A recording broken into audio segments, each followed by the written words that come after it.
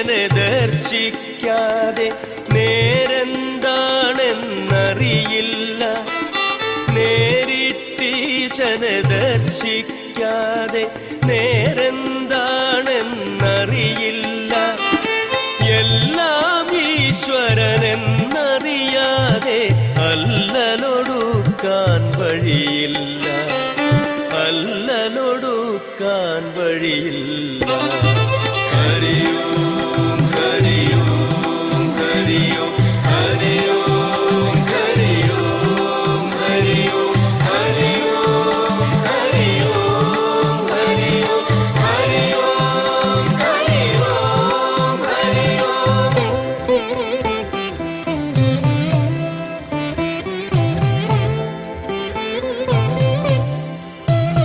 ഭക്തനു തുണയും തോഴനു താങ്ങും ഭഗവാനല്ലാതിങ്ങില്ല. ഭക്തനു തുണയും തോഴനു താങ്ങും ഭഗവാനല്ലാതിങ്ങില്ല. ഈശൻ നമ്മോടൊത്തുള്ളപ്പോൾ ആശ്രയമറ്റവരാണോ നാം? ആശ്രയമറ്റവരാണോ നാം? ഹരിയോ ഹരിയോ ഹരിയോ ഹരിയോ ഹരിയോ ഹരിയോ ഹരിയോ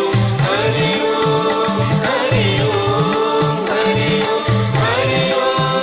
ഹരിയോ ഹരിയോ ഹരിയോ.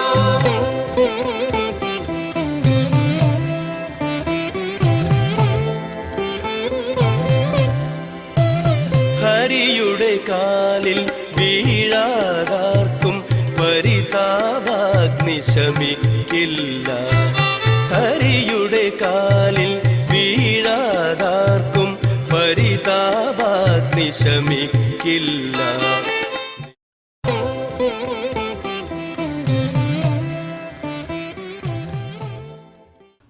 ആരോഗ്യമുള്ളൊരു ജീവിതം നമുക്കുണ്ടാവണമെങ്കിൽ ഭാഗവതം പറയണു, ആരോഗ്യമുള്ളൊരു മനസ്സിനെ ആരോഗ്യമുള്ളൊരു ജീവിതം തരാൻ സാധിക്കുകയുള്ളൂ. അതുകൊണ്ട് നമ്മുടെ ജീവിതത്തിൻ്റെ ക്വാളിറ്റി നിശ്ചയിക്കാൻ, ജീവിതത്തിൻ്റെ അവസ്ഥകളെ നിശ്ചയിക്കാൻ മനസ്സിന് വളരെയധികം സ്വാധീനമുണ്ട്. നമ്മളാരും മനസ്സിലാക്കാത്തൊരു കാര്യമാണിത്.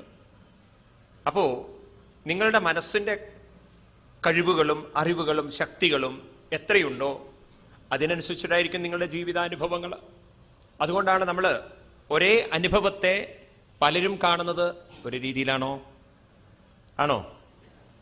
ഒരേ അസുഖം പലർക്കും വന്നാൽ എല്ലാവരുടെയും ഡിസ്റ്റർബൻസ് ഒരേ രീതിയിലായിരിക്കുമോ? ആയിരിക്കുമോ? ഓരോരുത്തരുടെയും അതിനോടുള്ള സമീപനത്തിൽ വ്യത്യാസം ഉണ്ടാവാറില്ലേ? അതാരാ നിശ്ചയിച്ചിരിക്കുന്നത്? രോഗമാണോ മനസ്സാണോ? മനസ്സ് തന്നെയാണ്. അപ്പം മനസ്സിൻ്റെ ശക്തിക്കും അറിവിനും കഴിവിനും അനുസരിച്ച് നമ്മുടെ ജീവിതാനുഭവത്തിൽ മാറ്റങ്ങൾ വരുത്താൻ നമുക്ക് സാധിക്കും.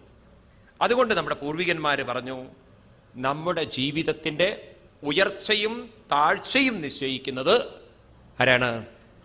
മനസ്സാണ്. ഉപനിഷത്തിൽ പറയാണ്, മനയേവ മനുഷ്യാണം ബന്ധമോക്ഷയോ കാരണം. നിങ്ങളുടെ ബന്ധനത്തിനും കാരണം മനസ്സാണ്, നിങ്ങളുടെ മോക്ഷത്തിനും കാരണം മനസ്സാണ്. അതുകൊണ്ട് നമ്മുടെ പൂർവികന്മാർ കൂടുതൽ പ്രാധാന്യം, ശരീരത്തേക്കാൾ കൂടുതൽ പ്രാധാന്യം ഏതിന് കൊടുത്തു? മനസ്സിന് കൊടുത്തു.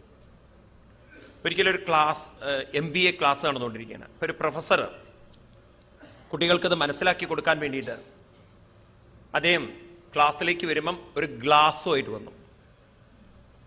നല്ല ഘനമുള്ള ഒരു ഗ്ലാസ്. ആ ഗ്ലാസ്സിൽ അദ്ദേഹം വെള്ളം ഒഴിച്ചിട്ടുണ്ട്.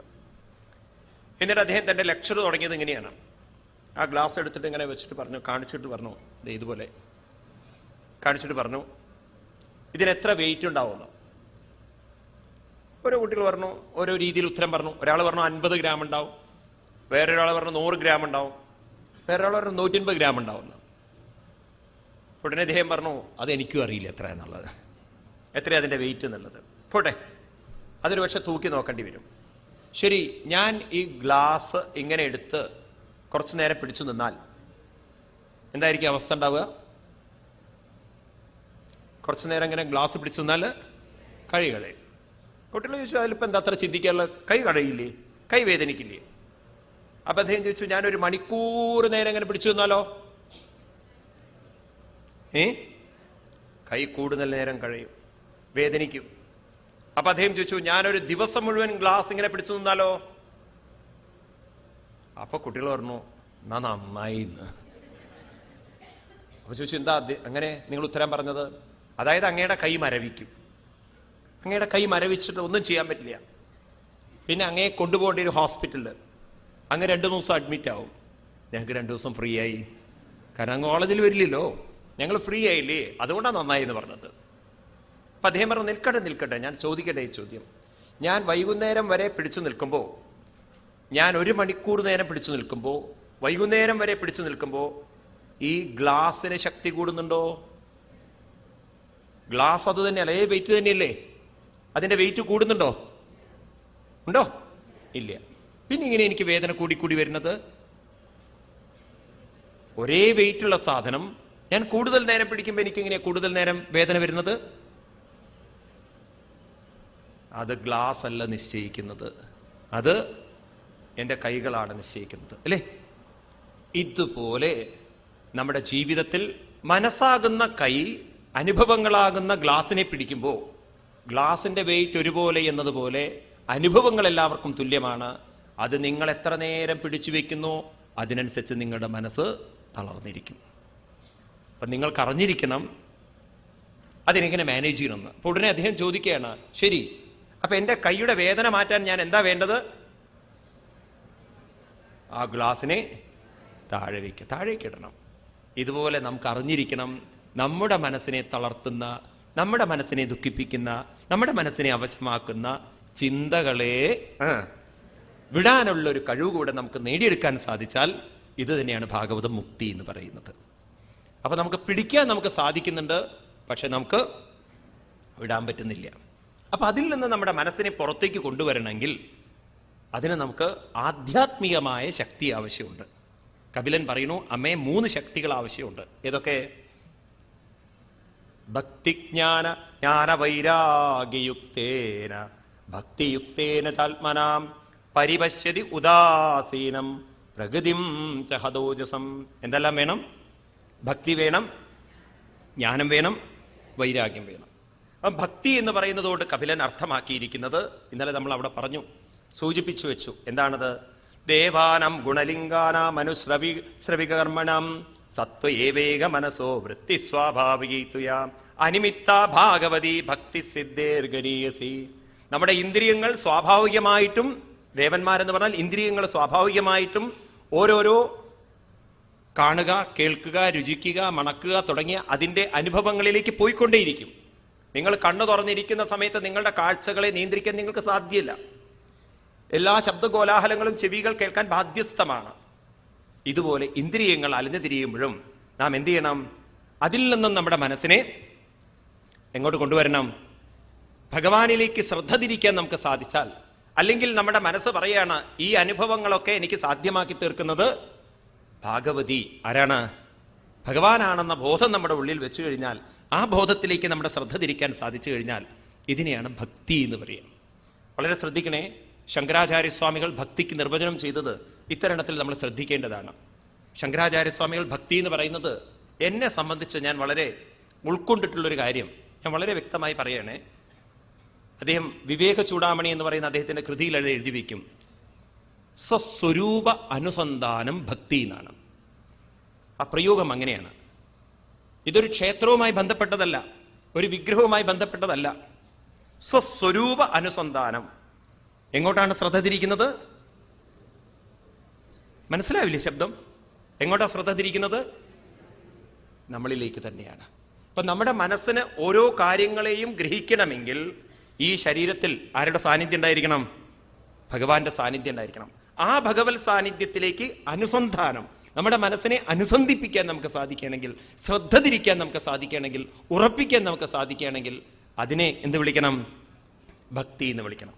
കൂടുതൽ നമുക്ക് ഇറങ്ങി ചെല്ലുമ്പോൾ നമുക്ക് മനസ്സിലാവും എങ്ങനെയാണ് അതിലേക്ക് എത്തുക എന്ന്. കാരണം ഇത് പറയുമ്പോഴല്ലോ പലർക്കും ഒരു സംശയം വരും. കാരണം നമ്മളൊക്കെ ക്ഷേത്രത്തിൽ നിന്നാണ് തുടങ്ങിയിരിക്കുന്നത്. ക്ഷേത്രത്തിൻ്റെ മുന്നിൽ ആ ശ്രീകോവിലിരിക്കുന്ന വിഗ്രഹത്തിലേക്ക് നോക്കുമ്പോഴല്ലേ ഭക്തി എന്ന് പലർക്കും തോന്നിയേക്കാം. പക്ഷെ ആദ്യം നമ്മൾ താത്വികമായി മനസ്സിലാക്കൂ, ആ വിഗ്രഹത്തിലിരിക്കുന്ന ചൈതന്യം ആ വിഗ്രഹത്തിലേക്ക് വന്നിരിക്കുന്നത് ആകാശത്തിൽ നിന്നല്ല, വൈകുണ്ഠത്തിൽ നിന്നല്ല, എവിടുന്നോ നിന്നല്ല. ആ വിഗ്രഹത്തിലേക്ക് ചൈതന്യം വന്നിരിക്കുന്നത് ജീവിച്ചിരിക്കുന്ന ഒരു വ്യക്തിയിൽ നിന്നാണ്. നിങ്ങൾ തന്ത്രി എന്നോ ആരെന്ത് വിളിച്ചാലും ശരി, ഒരു ജീവിച്ചിരിക്കുന്ന വ്യക്തി ആവാഹിച്ചുറപ്പിച്ചതാണ് ആ ചൈതന്യമെങ്കിൽ ശരിക്കും വിഗ്രഹത്തിലേക്ക് ചൈതന്യം വന്നിരിക്കുന്നത് ജീവനുള്ള മനുഷ്യരിൽ തന്നെയാണ്. മൃഗങ്ങളല്ലല്ലോ പ്രതിഷ്ഠിച്ചത്, ആണോ? ഗുരുവായൂരപ്പന്റെ പ്രതിഷ്ഠയായാലും ശരി, എറണാകുളത്തപ്പന്റെ പ്രതിഷ്ഠയായാലും ശരി, വൈക്കത്തപ്പന്റെ പ്രതിഷ്ഠയായാലും ശരി, പത്മനാഭന്റെ പ്രതിഷ്ഠയായാലും ശരി, ഏതെല്ലാം പ്രതിഷ്ഠയായാലും ശരി, അതെല്ലാം വന്നിരിക്കുന്നത് ജീവിച്ചിരിക്കുന്ന ആളുകളിൽ നിന്നാണ്. മനുഷ്യൻ ഇവിടെ ജീവിതം തുടങ്ങിയതിന് ശേഷമാണ് ദൈവങ്ങൾക്കെല്ലാം വിഗ്രഹങ്ങൾ വന്നിരിക്കുന്നത്. ആണോ അല്ലയോ? ആണോ അല്ലയോ? അപ്പോ മനുഷ്യന്റെ ഉള്ളിൽ നിന്നാണ് ആ ചൈതന്യം വന്നിരിക്കുന്നതെങ്കിൽ ശരിക്കും ചൈതന്യം ഇരിക്കുന്നത് എവിടെയാണ്? നമ്മൾ ഓരോരുത്തരിലും നിറഞ്ഞിരിക്കുന്ന ആ ചൈതന്യം. അതൊരിക്കലും നിങ്ങൾ വിട്ടുപോകരുത്. അപ്രകാരമുള്ള പരമമായ സത്യത്തിലേക്ക് മനസ്സിനെ ഉയർത്തണമെങ്കിൽ എന്ത് വേണം? അമ്മേ, അറിവ് വേണം. അപ്പോൾ അതൊന്ന് എനിക്ക് വിസ്തരിച്ച് പറഞ്ഞു തരൂ എന്ന് പറഞ്ഞപ്പോൾ ഭഗവാൻ സാഖ്യയോഗത്തെ പറഞ്ഞു കൊടുക്കുന്നതാണ് 26-ാമത്തെ അധ്യായം. നമ്മുടെ ഹിന്ദു സംസ്കാരമുണ്ടല്ലോ, അതിൻ്റെ കാതൽ എന്ന് പറയുന്നത് സാഖ്യയോഗമാണ്. നമ്മൾ കുട്ടിക്കാലത്തെ മനസ്സിലാക്കി വെക്കേണ്ട ഒരു കാര്യമാണ് ഈ സാഖ്യയോഗം. അതായത് ഹിന്ദു സംസ്കാരം നിൽക്കുന്നത് വിചാരത്തിലാണ്. നമ്മൾ ക്ഷേത്രത്തിലൊക്കെ പോകുമ്പോണ്ടല്ലോ, വിചാരമില്ല, വികാരമാണ്. വികാരം എന്നാൽ ഒരു ഇമോഷനാണ്, ഒരു തോന്നലാണ്. വിചാരം എന്ന് പറഞ്ഞാൽ നിങ്ങൾ അതിനെ വേണ്ട വിധത്തിൽ വിചാരം ചെയ്യൂ എന്ന് പറഞ്ഞാൽ അർത്ഥം അതിനെ വേണ്ട വിധത്തിൽ മനസ്സിലാക്കലാണ്. അപ്പൊ മനസ്സിലാക്കിയ ഒരു ശാസ്ത്രമാണ് ഭാരതീയ ശാസ്ത്രം. ഇപ്പൊ എന്താ അവര് മനസ്സിലാക്കിയിരിക്കുന്നത്? അവര് മനസ്സിലാക്കിയതിന്റെ പേരാണ് സാഖ്യയോഗം. എന്താ അവര് മനസ്സിലാക്കിയത്? അത് പറയുന്നു ഏതില്? മനസ്സിലാക്കിയ ശാസ്ത്രത്തിന് പേരിട്ടത് സാഖ്യയോഗം എന്നും. എന്താ മനസ്സിലാക്കിയത്? അതെവിടെ എഴുതി വെച്ചിട്ടുണ്ട്? സാഖ്യയോഗത്തിൽ. അതാണ് നമ്മൾ പറയാൻ പോകുന്നത്. അപ്പൊ അങ്ങനെയുള്ള സാഖ്യയോഗത്തെ അമ്മയ്ക്ക് വിസ്തരിച്ച് പറഞ്ഞു തരാമെന്ന് പറഞ്ഞ് ഭഗവാൻ 26-ാം അധ്യായത്തിൽ പറയണു. അതതേ സംപ്രവക്ഷ്യാമി തത്വാനം ദക്ഷണം മൃദൽ യദ്വിദിത്വാ വിമുച്ഛേദ പുരുഷ പ്രാകൃതൈ ഗുണൈ. ശ്രീ ഭഗവാൻ വാച. ഭഗവാൻ പറയാണ്, അത സംപ്രവക്ഷ്യാമി, ഞാൻ അമ്മയ്ക്ക് വളരെ വിസ്തരിച്ച് പറഞ്ഞു തരാം. തത്വാനാം, എന്താ പറഞ്ഞു തരുന്നത്? തത്വങ്ങളെ പറഞ്ഞു തരാം. യത് വിദിത്വ, ഇതിനെ വിദിത്വ, അറിഞ്ഞു കഴിഞ്ഞാൽ പുരുഷ പ്രാകൃതേ ഗുണേ വിമുച്ഛേദ, ഈ മനസ്സിനെ പ്രകൃതി ഗുണങ്ങളിൽ നിന്നും നമുക്ക് വേർതിരിക്കാൻ സാധിക്കും. അപ്പൊ ഇതറിഞ്ഞാൽ മനസ്സിനെ നമുക്ക് ആരിലേക്ക് ഉയർത്താം? ഭഗവാനിലേക്ക് ഉയർത്താൻ സാധിക്കും.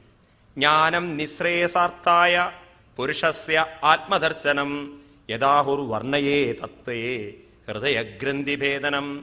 ഈ ജ്ഞാനം നിശ്രേയസാർത്ഥായ, അമ്മയ്ക്ക് എന്ത് കൈവരിച്ചു തരും? പരിപൂർണമായ ഉത്കൃഷ്ടമായ ശ്രേയസ്സിനെ കൈവരിച്ചു തരും. പുരുഷസ്യ ആത്മദർശനം, ഇവിടെ പുരുഷൻ എന്ന് പറഞ്ഞാൽ മനസ്സ് നർത്തെടുക്കണം, ജീവൻ നർത്തെടുക്കണം. അപ്പൊ ആ ജീവാത്മാവായിരിക്കുന്ന മനസ്സിന് ആത്മദർശനം നേടിത്തരുന്ന തത്വം ഞാൻ അമ്മയ്ക്ക് പറഞ്ഞു തരാം. ഇത് മനസ്സിലാക്കി കഴിഞ്ഞാൽ ഹൃദയഗ്രന്ഥി ഭേദനം, ഹാർട്ട് അറ്റാക്ക് ഉണ്ടാവും. എന്നാ സ്വാമി ഞങ്ങൾക്ക് കേൾക്കണ്ട. ഇവിടെ ഹൃദയഗ്രന്ഥി ഭേദിക്കുക എന്ന് പറഞ്ഞാൽ അർത്ഥം ഹാർട്ട് അറ്റാക്ക് ഉണ്ടാവും എന്നല്ലേ അർത്ഥം? അങ്ങനെ അർത്ഥം എടുക്കരുത്. ഹൃദയം എന്ന് പറഞ്ഞാൽ ഇവിടെ അർത്ഥം മനസ്സ്. അതിനെ കെട്ടിയിരിക്കുന്ന 3 കെട്ടുകൾ പൊട്ടും. ഏതൊക്കെ കെട്ടുകളാണ് മനസ്സിനെ കെട്ടിയിരിക്കുന്നത്? 3 തരത്തിലുള്ള ദുഃഖങ്ങളേ ഉള്ളൂ അത്രേ നമുക്ക്. ആദി ഭൗതികം, ആദി ദൈവികം, ആധ്യാത്മികം എന്നൊക്കെ പറഞ്ഞാൽ എന്താണ് അർത്ഥം?